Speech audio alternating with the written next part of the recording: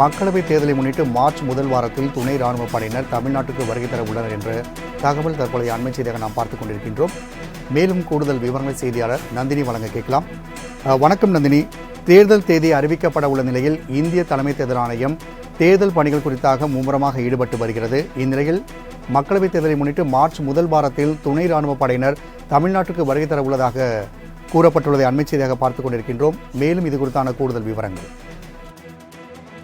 வணக்கம் ராம்குமார். நாடாளுமன்ற தேர்தலை முன்னிட்டு மார்ச் முதல் வாரத்தில் துணை ராணுவ படையினர் சென்னை வருகை தர இருப்பதாக தமிழக தலைமை தேர்தல் அதிகாரி சத்யபிரதா சாஹூ தெரிவித்திருக்கிறார்.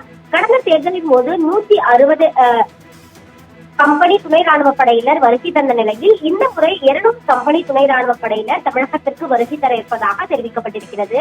அதே போன்று உறுப்பினர் விஜயதாரணி குறித்த சட்டப்பேரவை செயலரிடமிருந்து எந்த ஆவணமும் வரவில்லை என தமிழக தலைமை தேர்தல் அதிகாரி சத்யபிரதா சாஹூ விளக்கம் அளித்திருக்கிறார். குறிப்பாக பார்த்தென்றால் விழுப்புரம் சட்டமன்ற உறுப்பினராக இருந்த விஜயதாரணியை பொறுத்தவரையில் பாஜகவில் இணைந்து விட்டார். இதன் காரணமாக தன்னுடைய சட்டமன்ற உறுப்பினர் பதவியை ராஜினாமா செய்வதாகவும் சபாநாயகருக்கு கடிதம் அனுப்பியிருந்தார்.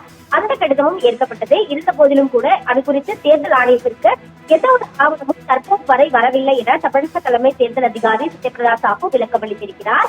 மேலும் தமிழகத்தின் ஜனவரி முதல் ஜூன் மாதம் வரையிலான அரசு விடுமுறை நாட்கள் மற்றும் உள்ளூர் விழாக்கள், மதம் சார்ந்த பண்டிகைகள் குறித்த விவரங்கள் இந்திய தேர்தல் ஆணையத்திற்கு அனுப்பப்பட்டுள்ளதாக தெரிவித்துள்ள அவர், தமிழகத்தின் தேர்தல் தேதியை வார இறுதி நாட்களிலோ அல்லது வாரத்தின் தொடக்க நாட்களிலோ வைக்காமல் புதன்கிழமை வாக்கில் வைக்க அரசியல் கட்சிகள் தரப்பில் கோரிக்கை வைக்கப்பட்டிருப்பதாகவும் தெரிவித்திருக்கிறார். அந்த வகையில்தான் நாடாளுமன்ற தேர்தலுக்கான அனைத்து ஏற்பாடுகளையும் தேர்தல் ஆணையம் மேற்கொண்டு வரக்கூடிய நிலையில் நாடாளுமன்ற தேர்தலை முன்னிட்டு மார்ச் முதல் வாரத்தில் 200 கம்பெனி துணை ராணுவ படையினர் தமிழகத்திற்கு வருகை தர உள்ளது குறிப்பிடத்தக்கது.